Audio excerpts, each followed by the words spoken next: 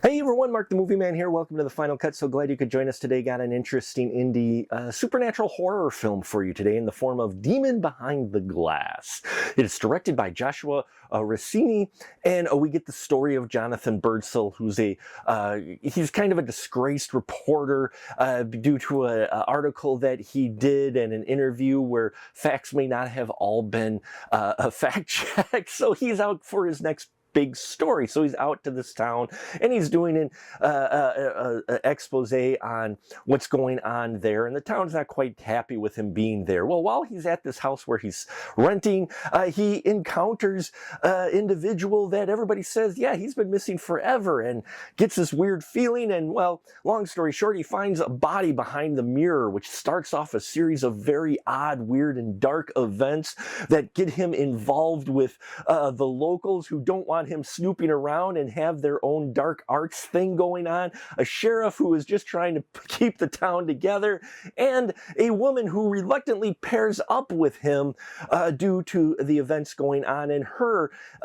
interest in the mystery behind all of these dark events that seem to be circling around not only the reporter but the location where he's staying at. And that's just kind of scratching the surface. Demon Behind the Glass is a very unique supernatural indie horror film that I thought was very intriguing in its concept, and I loved how it played out. It was not quite a slow burn, but it takes just a little while to get going, but once it does and you get into the mythology and the story and what is actually going on in this town, it was really, really cool, and I loved the directions they took it. Now, Jonathan Birdsell is played by Adam Holly, and I thought he did very well in here as this guy who's kind of conflicted, this reporter who's really looking for this big break, but now he's he's experiencing these kind of out-of-world things and having a hard time believing it. And then when he does start to believe it, getting other people to believe him, especially considering the bad blood he has with pretty much everybody around town. Deborah Banks, played by Jessica Nogaret, I thought did fantastic too. I love the dynamic between these two as well. The banter. She's a reluctant partner with Jonathan.